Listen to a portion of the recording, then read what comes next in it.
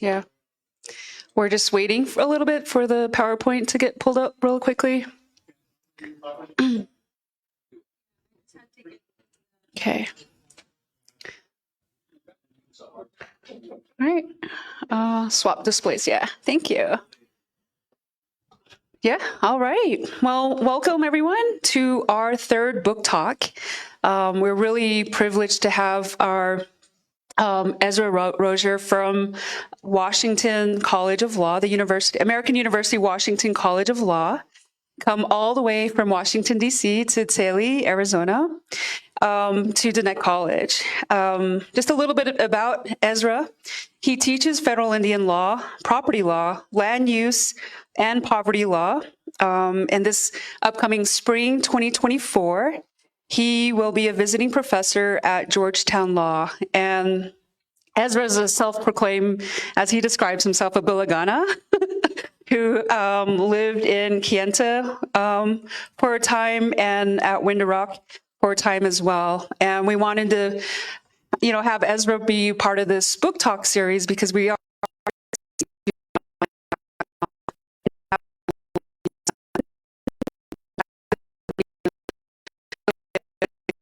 perspective on economic development. So I'm your moderator and Mellon Fellow. My name is Wendy Gray Eyes, and I'm originally from Kayenta, Arizona. But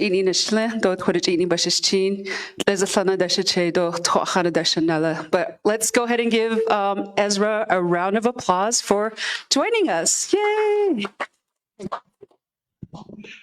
Great. Thank you so much. And I think, I'm not sure what the next slides are. It's a real honor to be here. I said this a little earlier today as well, but this is the closest higher education facility to where my father lives, and also where I was as a child for part of my childhood. So it really is an honor. I think, I'm thinking back on when I was younger, and at the time when I was in Kayenta, what I cared most about was the top 10 on ESPN. What were the top 10 plays? I certainly did not have in mind that I would become a professor or even consider college after high school. So it really is great to be back. Yesterday, my highlight was I found a mutton sandwich, and it's been a couple trips to Navajo since I last had a mutton sandwich. It used to be that my favorite was at the Lukachukai intersection with Buffalo Pass, but that guy wasn't there, so I'm glad I found it in Shiprock yesterday. So as we heard, I'm here to talk about my book. The first thing you could see from the cover is I like the cover. The cover was done by Jared Yazzie of OXDX Design. You may have seen also, Jared has done some stuff for the Super Bowl as well. I like to think that I got in just before he got too famous for me to be able to afford him. But I bought the cover as a birthday present for myself, and it's great. You can also find his work in the Smithsonian Museum, but they were not willing to let me use that work. Go to the next slide. Sorry. Got it? Yeah. So I'll start talking a little bit about it as we work on the slides. So as you heard, the most important thing I say in all talks is that I'm a Bilagana. My father married a Navajo woman, and Zelma King, and she taught Navajo language for a while in Kayenta at the college programs there. And she translates Bilagana as white, the other, and the enemy. That's not, I think, how the dictionary does, and it may reflect a little bit more attitude about what a seventh grader felt about the parents remarrying, but it still seems a pretty fair way to describe white people from a Navajo perspective. They just entered. This is my dad's house and his wife's. They have a hogan right across Buffalo Pass. And my mother worked for the tribe as well. She worked for Navajo Superfund and Navajo EPA. Her name was Norma Cady, and worked in Window Rock for most of her career. So that's my background. Part of the reason I'm excited to be here is that in Window Rock, if we want to talk about Indian things, it's basically the mascot issue, and that's it. That swallows much of the discussion. There There isn't much else that people think about. So it's a real privilege to be around people who know and care about the issues that I write about. Certainly when there are faculty members who are in schools, I would include Wendy at UNM, where they have peers that care about their issues. That's not true at my school. There is me. I am the entire department who cares about these things. So, next slide. No. That's fine. So today I'm going to, as we work on the slides, I'm going to talk a little bit about the history. The book really walks through, the first half is history, and then it has a chapter on economic development theory that I think of as the chapter that kills all audience. So many people who read the book read the history, they get to the economic theory chapter, and they stop reading the book. For those of you who are Navajo, I think that's a mistake, because I would skip the economic theory chapter and then read the later chapters, which are more about present challenges on the reservation. Next one. This is Shiprock, obviously. Oh, that's fine. So the book, I'll talk about the history. If you find slides, just follow what I'm saying on the thing. So the history starts with, of course, conquest, and a little bit before then as well. The part on conquest, though, I think the challenge with Navajo history, and the book ends on this, is that you can fixate on the negative, but much of Navajo history is positive, right? So at a time in which most tribes were losing land, the Navajo Nation was gaining land and continued to gain land. It also, throughout that period, had relatively good growth, right? So the welfare of tribal members increased. And I think this is related to the fact that during that period, and I'm considering from the treaty all the way to the New Deal, the interaction with non-Indians was relatively limited, which helped the tribe as well. So let's go to the next one. To take a step back, though, we'll see a slide that shows Canyon de Chelly. I think this audience would know, but I talked to the Shiprock High School students yesterday, and some of them did not know. So I will quickly go over this. The U.S. government conquered the tribe by engaging in a scorched earth campaign. They burned down fields of corn and crops. They destroyed the orchards, which had taken generations to grow. They poisoned the water, resulting in a mass surrender of many Diné because of starvation. And then Diné were led on the long walk into internment. And during internment, suffered a great deal. And the nice part about that, though, is that the New Mexico people as well realized that this was not a viable solution. It's not working. Yeah, I can tell. Realized that this was not a viable solution. And so because of that, there was pressure to solve Bosque Redondo, and that led to the treaty, which many, I think, correctly see as the high point of Navajo leadership, getting the tribe to be able to return to the homeland. The map, which you may or may not see at some point, shows that the reservation achieved through that treaty was much smaller than the current reservation, and in particular was smaller than General Sherman thought it was going to be. So when Sherman came back to visit the reservation, he said they need more land as well, because more land was promised than the treaty itself provided for. After that period of history, sheep and goats were delivered to members, and that became a source of strength for the tribe, as well as the growth of the tribe spreading west. I say in the book a couple places that this is a Navajo-centric book, not a objective book. And I say that because Hopis, I had a couple readers who were experts in Hopi history. Hopi have different views on some of that Western expansion of the tribe. But Navajos, of course, benefited from that Western expansion.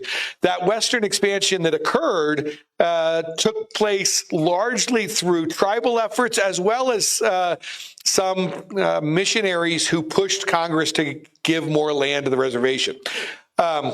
As we move forward in history, the next moment that really stands out in the book, and this is the next chapter, is focused on the creation of the Tribal Council, which at the time was the Tribal Business Council. The Tribal Business Council, I was just asked a question yesterday about the connection between Killers of the Flower Moon and the formation of the Navajo Business Council. And I think there is a connection. If you think about what was done wrong to the Osage, it was the negotiation and sort of stripping of rights as an individual after individual or family after family. The Navajo Nation, by the time that the oil was being discovered here, the U.S. government thought we need a centralized authority to approve this permits for oil and gas, and that becomes a Navajo Tribal Business Council. For a long time, that is just a rubber stamp on these leases. But crucially, because of livestock reduction, it starts to resist the U.S. government as well, right? So that resistance becomes the formation or the start of what becomes eventually today's council. Andrew Curley, who was here recently, has written about this. When I put out my proposal for my book, one of the readers said, you know, you should write a book just on the way in which the U.S. government force creates the Navajo Council. And I said, well, Andrew's going to write that book, not me. But there is a lot to that, right? A lot of the incentive and push for centralization came from the Navajo demands on Navajo from outsiders, right? So after that sort of section on the Business Council, it talks about livestock reduction. Again, things that this group should probably already know or already does know. Livestock reduction begins with a failure from the U.S. perspective because they are unable to reduce the number of sheep nearly as far as they should to achieve the purposes that they wanted from livestock reduction. And that purpose was to save the large investments that were put into hydropower. There was a fear of silt coming in and destroying those dams. Today, those dams are at risk because of the drought conditions on the Colorado, but there was a risk then because of silt. And there was, and this is, I think, the harder part from today's perspective, there probably was an overgrazing problem, right? And so most writings about this, even that come out very strongly against the U.S. government and what it did in livestock reduction, do recognize that there was desertification occurring through that overgrazing. That overgrazing problem, though, was dealt with in a very heavy-handed way, right? So we all know that that Collier was in some ways a good white person for most tribes, but not for Navajos. And the example that I give in the book is that at the later stages of livestock reduction, they would kill the sheep and goats and horses and burn them in front of the families who had just lost that wealth.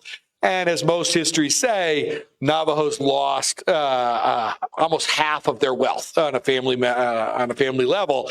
That's a tragic thing to have happen because of the U.S. government's imposition of what it saw as the scientific method. Right. The book then makes the transition to the next resource. And that next resource that it highlights is uranium. And in when it comes to uranium, the challenge with uranium was not, people think of it as needing for the original bombs. It was not. One book that I recommend everyone read if you're looking for how to understand how knowledge is produced is The Making of the Atomic Bomb. It's a great book about how they made the bomb. That is not Navajo uranium. Navajo uranium was used for the Cold War purposes after World War II. But Navajo uranium miners were subject to conditions that white miners were not, right? So white miners were given respirators, were given more protection by spraying down the walls of the mine. Navajo miners were put into those conditions without those protections, and the results were predictable, right? Death at a major level. school where my dad and his wife taught at named themselves the Miners as a reflection of the heroism of that community. But that's something that should never happen. Today, as we know, the Navajo Nation has banned mining, but non-Indian interests are trying to mine right next to the reservation, which would predictably have Navajo workers as the primary drivers of that. The next resource that we talk about, or the book talks about, is coal. And that's the one that Andrew Curley talked about last time. My story of coal, in some ways, began at the same time Andrew did. Andrew said that he got interested in it because of Desert Rock and the proposed Desert Rock power plant. That was me as well. I was asked by a reporter, Cindy Yurt of the Navajo Times, what do you think about Desert Rock? And I didn't know the answer, what I thought about it or what I should think about it. So I wrote a 120-page article that was read by no one, but to try to answer her question. And in that article, what I said was I was annoyed by environmental groups using federal authority to stop the tribe from what the tribe wanted. Now, there is a split decision. Just like, let's think about me. If I have a president I don't like, and there was a recent president I really didn't like, that doesn't make him not my president. He's still my president. And I think the same for Navajos. Navajos can have people and policies they don't like. They're still theirs to some degree, right? And Joe Shirley won re-election on the campaign of Desert Rock over environmental objections, meaning the tribe was in favor of Desert Rock over environmental objections. And I was in that paper annoyed that environmental groups were using federal policy as a way to block the tribe. So there was a contest between sovereignty and the environment. And to me, it was wrong for national groups to favor what I saw as a colonialism's legacy against the tribe. That doesn't mean I like coal-fired power plants, but I didn't like the way that these power was being used. So I wrote that paper. Andrew's book, which you recently heard about, covered the renewal of the Navajo generating station. My book covers a lot of that history as well. So, and really gets to what to do with the post-coal future, right? So one of the things, Andrew's book starts with the cover, is the destruction of the Navajo generating station. The towers of Navajo generating station for a long time were the tallest structure in all of Arizona. And Andrew Needham's book, Power Lines, is very good on this, about the connection between Navajo stuff and the development of the rest of Arizona. When those come down, the tribe faces a challenge, what to do in that post-coal future.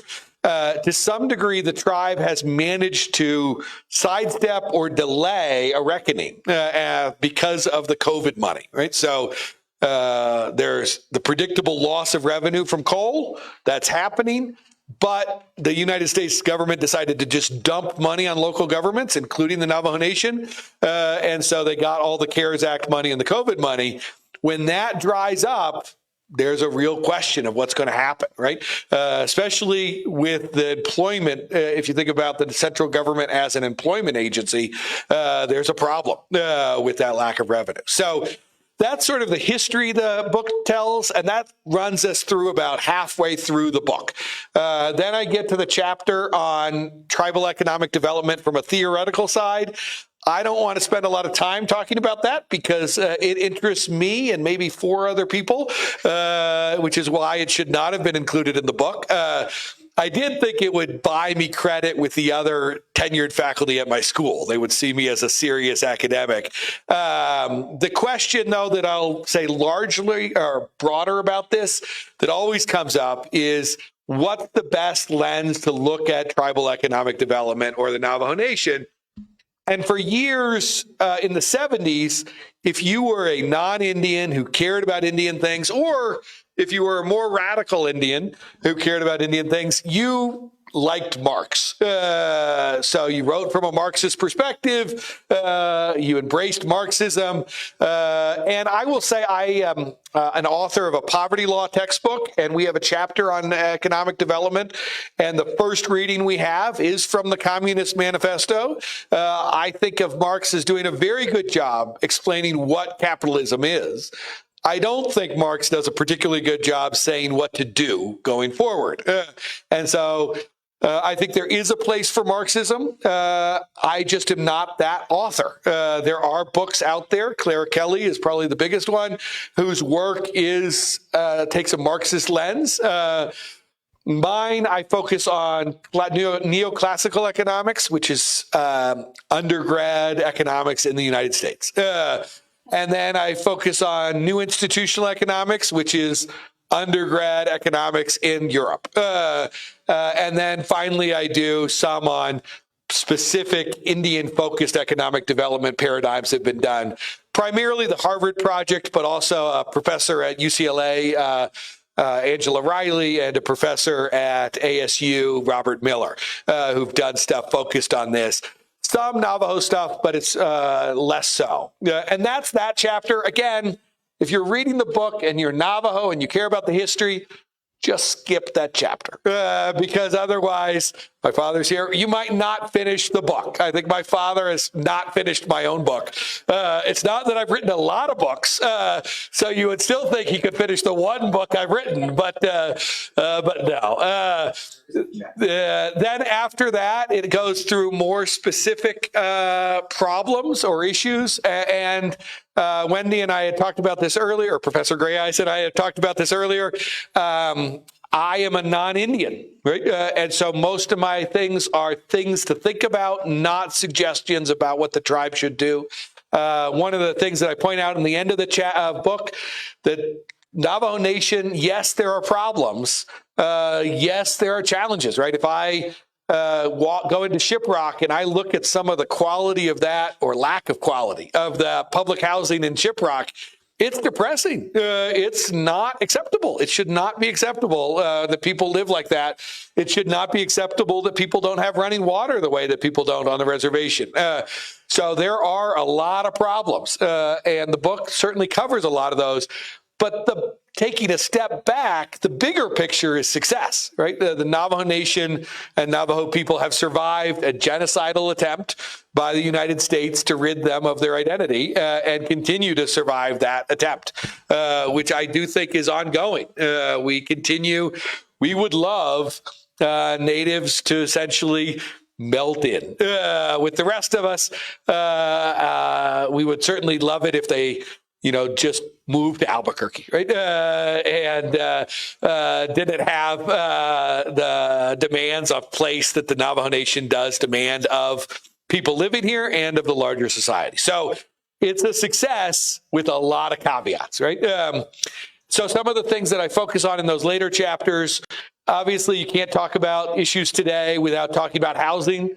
And there was a Ph.D. student in the building earlier. Housing was the issue that I went to law school for. I thought I was going to work on native housing primarily because I was troubled by Shiprock, by the housing there.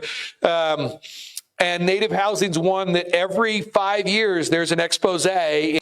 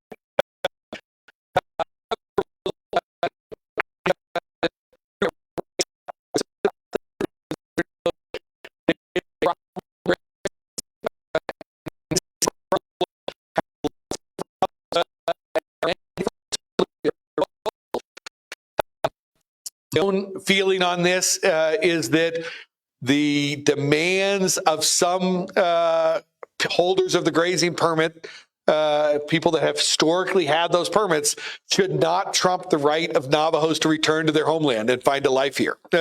And that's what's happening, sadly, even for people that aren't doing the herding, right? So there's no easy answer to that. One of the chapters focuses on local empowering localities to compete, but also empowering localities to experiment. So if you think about the United States, if you're a conservative person, what's your mantra? Conservatives love to say federalism, right? Federalism is the solution. We want states to do different things and try out something. Federalism can be a tool for a lot of evil, but it can also be a way to have local experimentation. And I think the Navajo Nation, there are some chapters who could experiment more. And if you think back, one of the slides that showed earlier was power is there. It was all about power. I didn't know what image to use. That's why I had the lightning. But power, the tribe has much more power, and local governments have a lot more power than they use. And I would love to see local governments be a little more aggressive in their use of power. And that power could take a lot of turns, but one of the things that could be used for is trying to deal with the imbalance between grazing rights and home sites. So those are sort of the more local governance things I focus on. And then there's another chapter, of course, talking about water issues. Recently, I was one of the authors of an amicus brief for the Supreme Court on the Navajo Nation v. Arizona case. I will say, I'm going to blame somebody on the recording. David Wilkins, who did the Navajo government book that we all use. David Wilkins, there was a call, and it was going to involve tribal attorneys and people at NARF and NCAI. And I knew there was a risk of being on that call because I thought, they might enroll me to do something. So I didn't go to the call. I did not answer. I did not join the call. And the next day they called me and said, we want you to write this brief. I wrote the brief with David Wilkins and a professor who works on voting rights. But all along, the rules are stacked against the tribe. The trust responsibility today under the U.S. Supreme Court says there has to be a statute demanding the U.S. government do something if we're going to hold the U.S. government to its word. What the Navajo Nation wanted out of the water case was simple. Tell us how much water we have a right to. That should be pretty easy. I teach wills, trusts, and estates. The basic idea of a trust is that the first thing you have to know is how much assets there are, right? If you don't know anything else, you can't. If you don't know how much rights you have or what money's there, then you have no way to enforce your rights. Well, that was what happened. What the Navajo Nation was doing. It said, "Tell us how much water we have, so we can enforce some rights." It's the basic starting point for a meaningful assertion of water rights or winters rights. The U.S. Supreme Court struck it down. They said they were preserving winters rights, but there's no enforcement, which means there isn't really that much to the winters water rights after that case.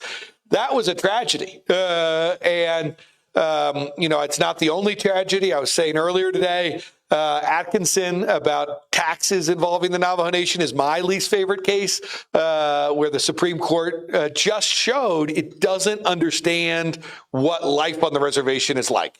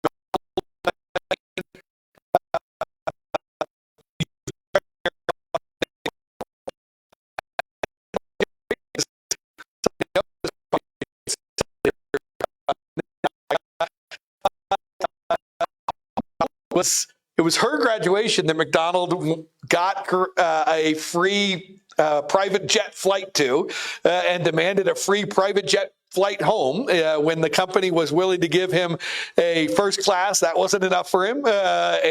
And Hope McDonald was later one of the council delegates who gave money to other council delegates, right? And so this challenge of corruption is not unique to Navajo Nation, right? The United States government was led for 4 years by Trump, which should be enough said, right? On the issue of corruption. There are the entire city of Chicago, right, has had just ongoing corruption for generations. That said, just because other governments are doing it doesn't, in my mind, say that it's okay or that Navajos should be as tolerant of their leaders. I think you have to expect more of leadership. And so it was very depressing for me when so many people who were engaged in the discretionary fund abuse got reelected. Forgiveness is one thing, but I think there are other leaders who could have stepped up who weren't tarnished by that, and it would have been nice to see that. So again, the last thing I'll say about the corruption chapter is, yes, there are people who are corrupt and did corrupt things. In every event where there was corruption, there were also leaders who stood up to fight for the people against that corruption. So when in the wake of McDonald, the council fought back and changed the power structure to prevent future abuses of that sort. When the council had its sort of assertions of authority, the Navajo Supreme Court sided with the people against the council and defended the rule of law, and in particular for this setting, defended Navajo fundamental law. Right. So I am optimistic about many of the things that are happening here, and I hope that comes across, even though I chose to focus to dedicate some time to some of the harder things. The last thing I think I would say, and I say this in the last chapter as well, if you look around, there are reasons for hope. I focused on Ethel Branch's work during COVID. There was a tremendous response, and she motivated a lot of people. But there's also just, again, with the long view, one of the books that I most recommend people read is a book called Blood Struggle by Charles Wilkinson. Blood Struggle makes the point that tribes, it's not Navajo focused, it's all tribes. Tribes have done remarkably well over the last 100 years in preserving themselves. If any tribe is in a position to achieve what we want from reservations, which is measured separatism, right? The ability for Indians to be different than non-Indian culture, it's the Navajo Nation. And so I am fairly optimistic that will continue for a long time. Andrew made this point as well, and Lloyd Lee has made that point. For everything that is frustrating or can be frustrating, there's also lots of reasons for hope. So I'll stop there. And I'm happy. Are we taking questions? Or? Okay. So we got quite a few questions on Facebook Live. Great. And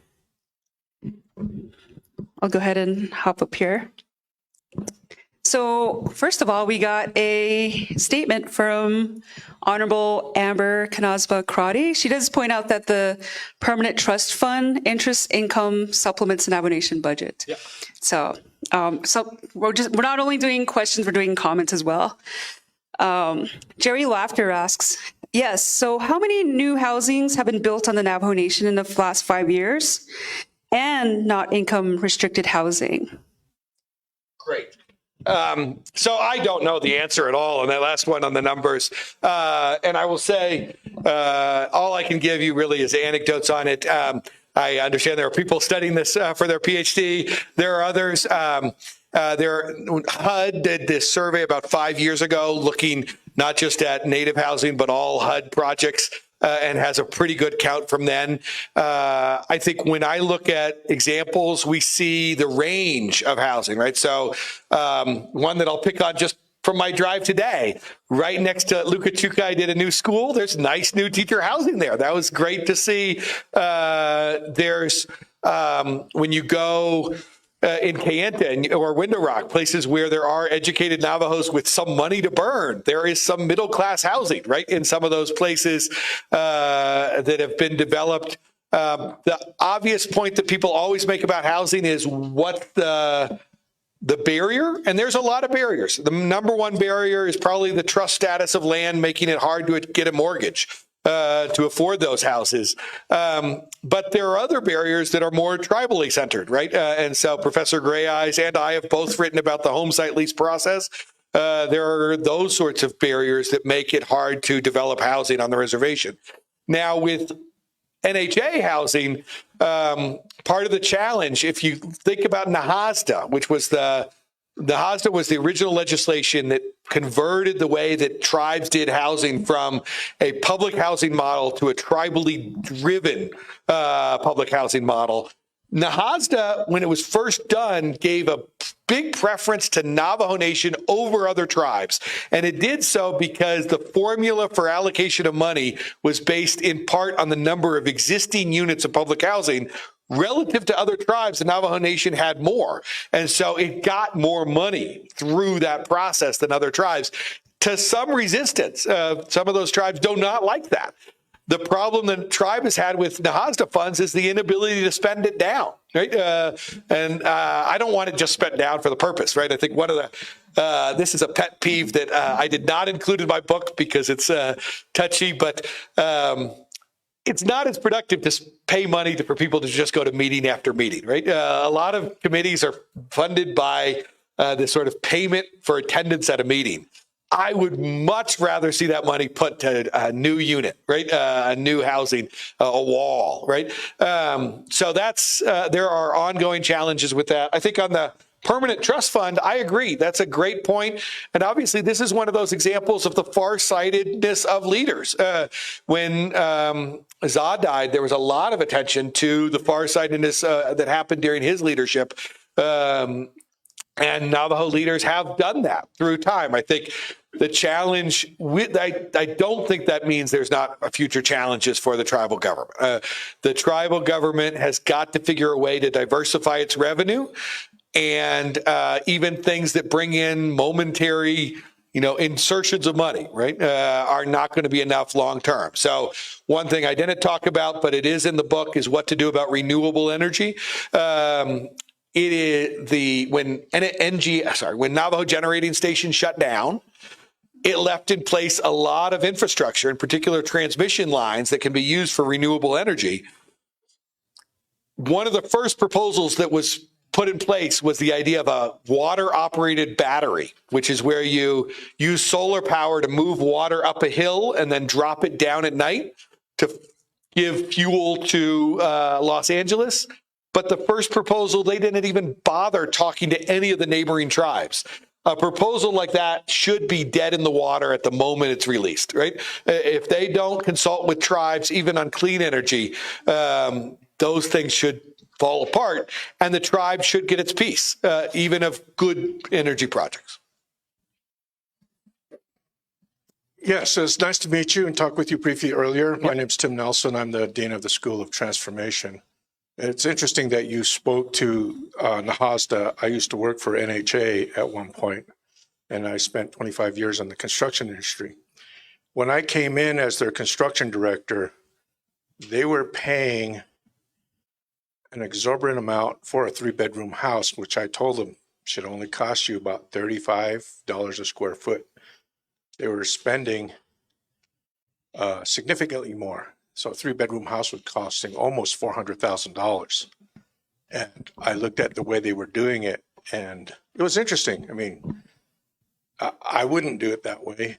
And so I went about proving to them that I could build a 3-bedroom house under $100,000. And I did so. But it meant eliminating a lot of embedded contractors and bringing contractors in from off the reservation to prove a point, which then showed that the information for the budget was being released to contractors. So they knew exactly where to bid and what dollar amount they would be seeing it at.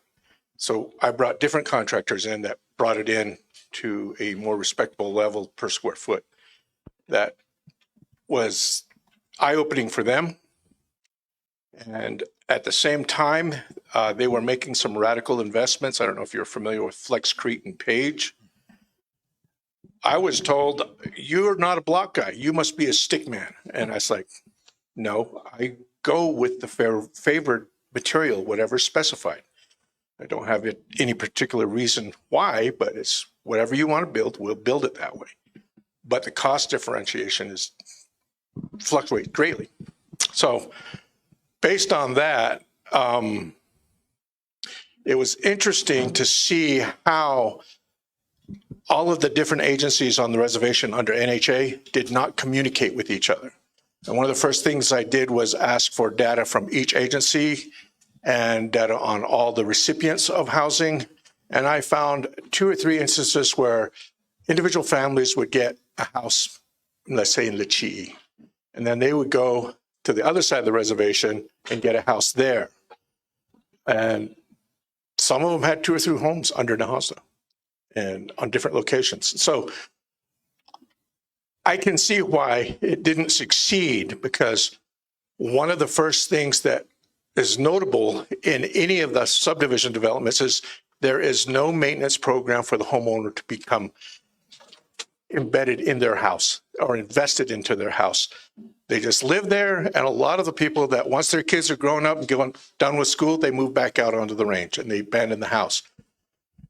And so what I told the Board of Commissioners was, you should have been helping these families maintain their house and giving them an opportunity to sell that house and create a market for a sellable house, and create gated communities where you just do curb and gutter and charge an impact fee. They build what they want.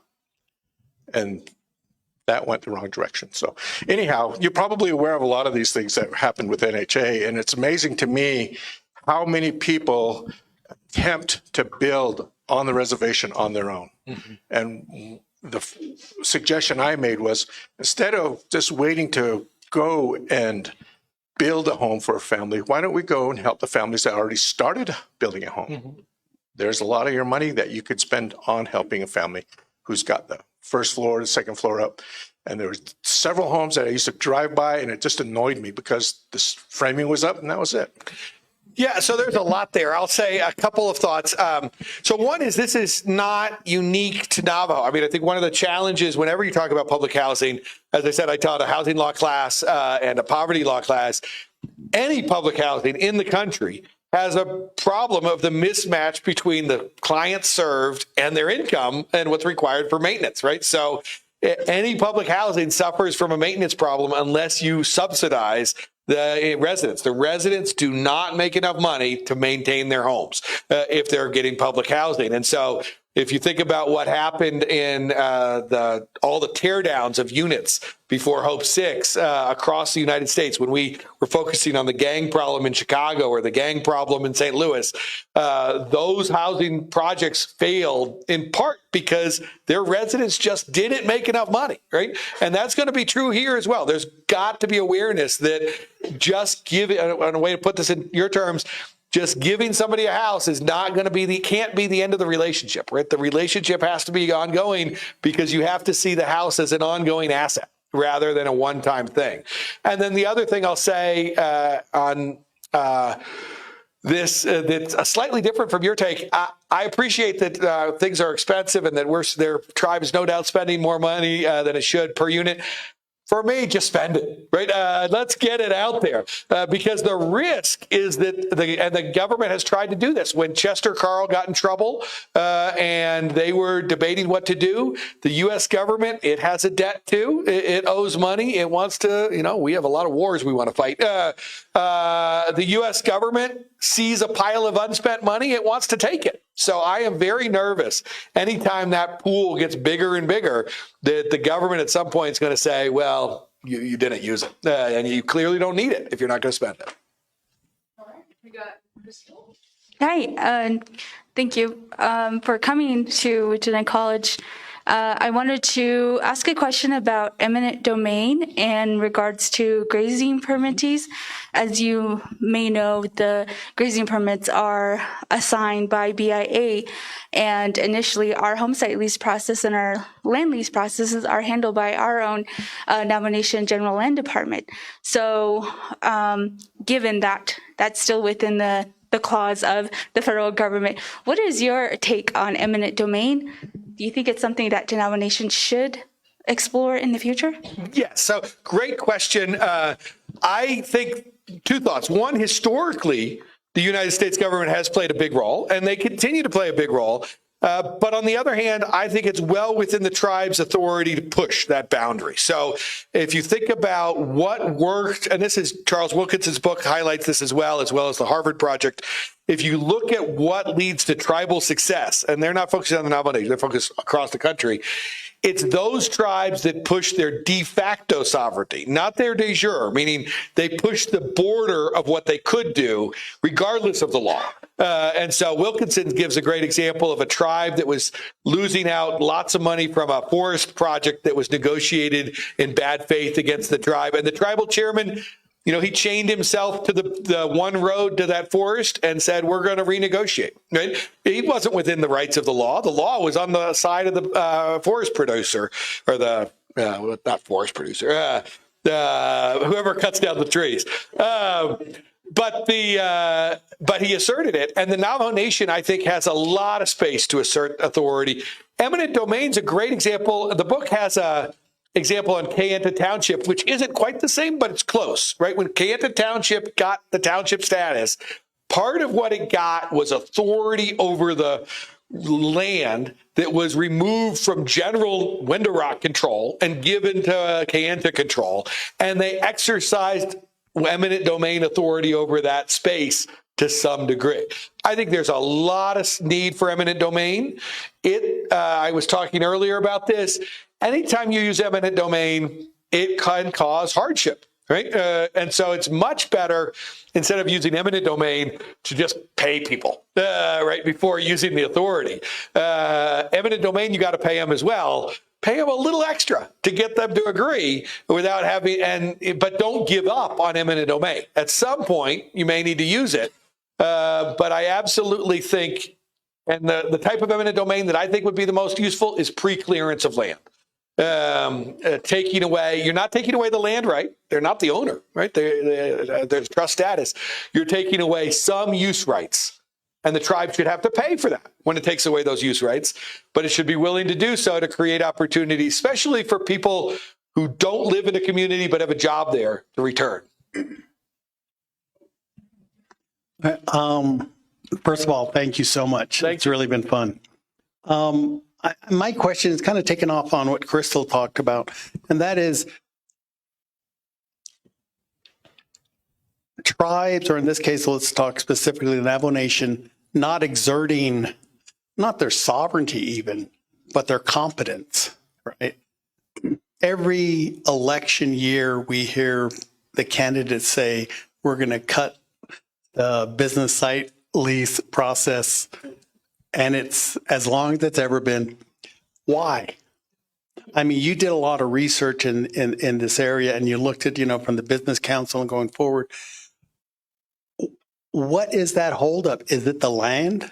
I mean, does it come down to that land reform is needed before we can do lease reform, if you will? But because we just hear it. I mean, I've been around forever, and, before, Raymond Nakai to Peter McDonald to everybody else that's come through, nothing's really been done. Not as promised, not even as, a percentage of what's promised. So what is it that you think there? And also the other thing about, I know it's land and economic development, but going from, the coal economy into whatever it's going to be, right?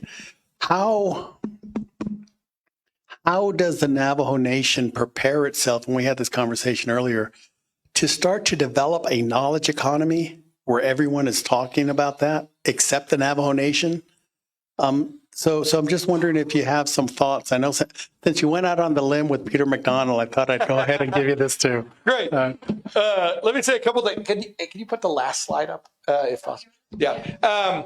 So a couple thoughts on the process and the home site lease. One of the things that I didn't do with a shout out that I should have, especially here, my book relied a lot on research done in particular with the Diné Policy Institute here at Diné College. And the research they did goes all over the place, right? They have lots of proposals. They have work on regionalization as a solution. They have work on LGA. They have work on maybe we need a tribal constitution or a constitutional project. There have been a lot of ideas floated on how to do this. I'm relatively agnostic. I'm a little bit more on the probably local. I mean, I think the tool that already exists is LGA, and it's just not been used aggressively. So where I think there's sort of a low-hanging fruit would be more aggressive use of LGA by LGA certified chapters. And so far, you read the things about what's making LGA not as transformative as it was hoped. It's the continued hand of window rock on the decisions at the LGA, the local level. I'd love to see, a chapter, and it would have to be a chapter that was relatively sophisticated, that was relatively had a good staff, but push that line, right? Say, we're going to do this and dare Window Rock to push back, right? So I'd love to see more of that, but maybe not, right? There's one of the things on land reform is, and this is one of the Diné Policy Institute papers says this, it's really hard to take home site lease apart from the grazing site. So maybe you need a comprehensive land reform, and a comprehensive land reform is a hard thing to do. I mean, where is that going to come from? And, one of the answers that, one of the thoughts that I've had about this is, yes, it's hard, but one great thing about the Navajo Nation or about Diné is there is still a shared cultural identity, right? Yes, there are different Navajos, and different Navajos do different things, right? Believe different things, have different outlooks on all sorts of things. But there's still a sense of community and shared purpose, that is largely lacking in the Villigana world. And so that if you're able to draw on that shared purpose, maybe even hard things like comprehensive land reform could be possible. But it's not going to come from me. It may not come from older people here, right? It may come from students or people just starting out. On the post-coal and knowledge economy, no, one more slide. Does it have one more? That slide. This is my favorite thing every week in the Navajo Times.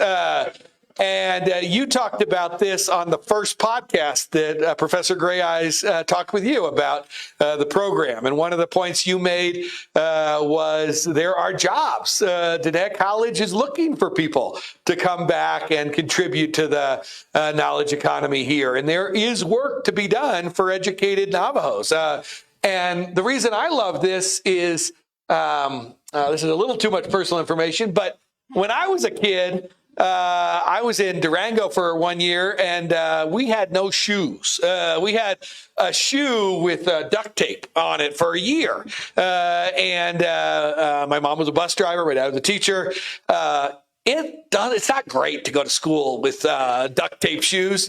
You get teased. It's not great. When I hit it big was when I realized I could become a teacher.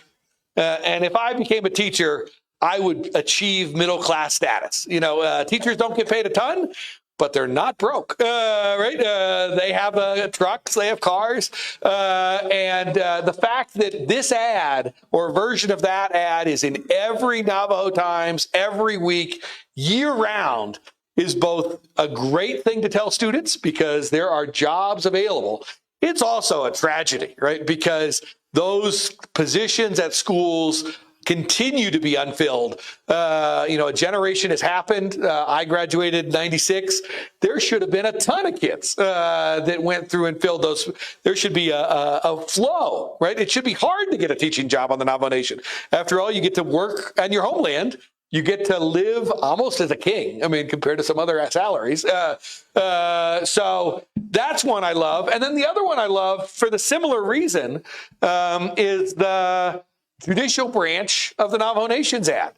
every week for years, they have not filled the staff attorney position. They aren't even filling the associate justice position, right? Which is to say, there are jobs on the reservation that people within education can get.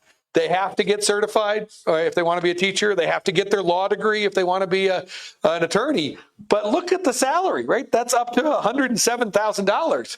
That is a very nice truck, right? Or whatever it is you want to use your money on. So that is great. And the other thing, I made this point to the Shiprock High School students yesterday when I talked to them. It's hard some of these studies are hard. They are not nearly as hard as being a custodian, as being a worker in Burger King, as being a worker in Taco Bell, as working for Bashas'. All those real jobs are much harder than any teacher or professor or lawyer. So I think this should be a reason for both hope and some depression, right? Yeah. All right. So we actually have one comment and one question on the Facebook Live. It looks like I missed this one earlier, but it's from Jerry Laughter, and she's inquiring about, do grazing permittees pay taxes for grazing? And then the second question comes from Tony Khan. He states, you mentioned cold and radicals. Did you hear about the Committee to Save Black Mesa? The radical group was based in Chinle back in the early 70s. They had protests on Black Mesa when Peabody was relocating families there to strip mine coal. Great. So on the grazing, this is in my book a little bit, not a lot. One of the challenges, and this is true of any place where there's poverty. Again, it's not unique to Navajo. How do you ask people who are barely getting by to contribute more, right? Especially if that's the mass of the population. William Julius Wilson writes about it. If there's more than 40% poverty in an area or unemployment, then you're just in a different environment. And so with grazing, I think the best example on grazing is actually the tribe's purchases of the large ranch, including Big Boquillas, but other ranches. There's obviously space to do more with some of those ranches, and the tribe hasn't figured out how to deal with that. The challenge on grazing is even just basic counts are hard, right? Are you going to base it on what their permit says? And then if they don't use up to that permit, are you going to take it away? Are you going to base it on the number of sheep units that they actually have and redistribute? There are lots of challenges on that imposition of tax, even just informationally. On the second question on radicals in the environment, I talked about my earlier paper I think if the way I presented it, it probably sounds like I'm a pro-coal person. There has always been tribal members very concerned about the environment, right? Diné Care is a leading institution. Dota Desert Rock did a lot of work on these issues, and appropriately so, right? This is as it's described in economics, the externality that's going to swallow the world, right? Which is climate change. The other Desert Rock one that is not in my book, but in my paper, they had a presentation on Desert Rock, and Desert Rock got approved through the process without having to talk about climate change because the EPA wasn't allowed to talk about climate change at that time as part of their process. One of the tribal members stood up, and he was a young man. I think he was 17 or 16. And he said, yes, we're going to make money, but we are hurting our indigenous relatives in Alaska through this sort of project. And that's the sort of awareness that is needed. The challenge I'll stop on this line of questions for one of the issues with the power plants was that they were initially supported by the environmental groups because the environmental groups did not want more hydroelectric dams. And so they thought it was a good trade-off to get a coal-fired power plant. We have the basic problem, which is less true for Navajos than it is for non-Indian society, is we have not figured out a way to live within our means when it comes to energy. And so we continue to deplete the planet. And the Navajo Nation has a choice. How much do they participate in that? But certainly it is great to see the environmental activism. It'd be even better if they started to win some elections. Well, Thank you, Ezra. We're really appreciative. Just so you can see the QR code, this is where you can purchase a book. And one thing that we did is actually did a review of the book, and I actually have copies of my review right there. It's free, so you're welcome to take a copy there. And in that write-up I did, one thing I did observe about Ezra's writing is that, you know, he gives us a lot of historical and foundational perspectives about Navajo land and the political, social, and economic realities. But one thing I really love about this book, and I think he stresses it in every one of his chapters, is that it really is up to the Navajo people. It's really up to us to make that final decision, those changes, to enact what a new future of post-coal realities will be. And I really enjoyed reading this book, and I actually use it for one of my classes. So it's a really wonderful book. So I do encourage everyone to review the book, give your feedback, and there's a lot of wonderful resources in there. You know, this is probably one of the most comprehensive books that actually tackles some of the Navajo land research, Navajo government research around our communities and our people. But we're really grateful to you, Ezra. So thank you for coming all the way out from Washington, D.C. and joining us here. So thank you so much. And I'll say, I just want to say a big thank you to Professor Gray Eyes. For those in Indian Studies departments or Navajo Studies, we know there's no champion that's been better for those of us who care about these issues than Professor Gray Eyes. The other one I want to give a shout out that's just a side, two things. Larry here translated the preface into Navajo. And so, and more generally, if people, whether they read the book or not, if they are interested in talking about these issues, please just email or call. I have a choice most days of talking about things with my kids, and it's Minecraft and hacking. So talking about tribal economic development is a real treat. Sweet. All right. Well, I also want to say thank you for everyone who supported this fellowship, but also giving a special shout out to the president, Dr. Monty Russell, as well as Dean Carla Britton, as well as Provost Alyssa Landry, but also Kayla Jackson, who you kind of seeing running around in the background to make sure that our slides are working. But a special shout out to Rexley Jim, who also was actually one of the authors in Dr. Lloyd Lee's book and during our first book talk. But also thank you to Dylan, but also Hanson, and all the folks who helped make this happen. So in January, our next book talk, we are proposing having Ethel Branch come to speak here at Diné College on a lot of the initiatives that she's been working on in creating more transparency with home site leasing, residential leases, learning more about the grazing rights aspect, but also she's doing a whole series this week about water settlement issues within Utah, Arizona, and New Mexico. So I really think, you know, there's a lot to be learned, and building up our knowledge around land and water issues is very critical. But a very special shout out to Ezra's father, and I don't know his name, sorry. Jim and Zelma for coming here and supporting their son. So thank you. All right. Have a wonderful day, everyone.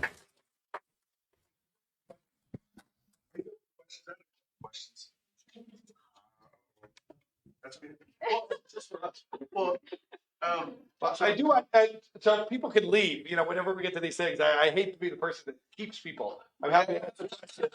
But I also,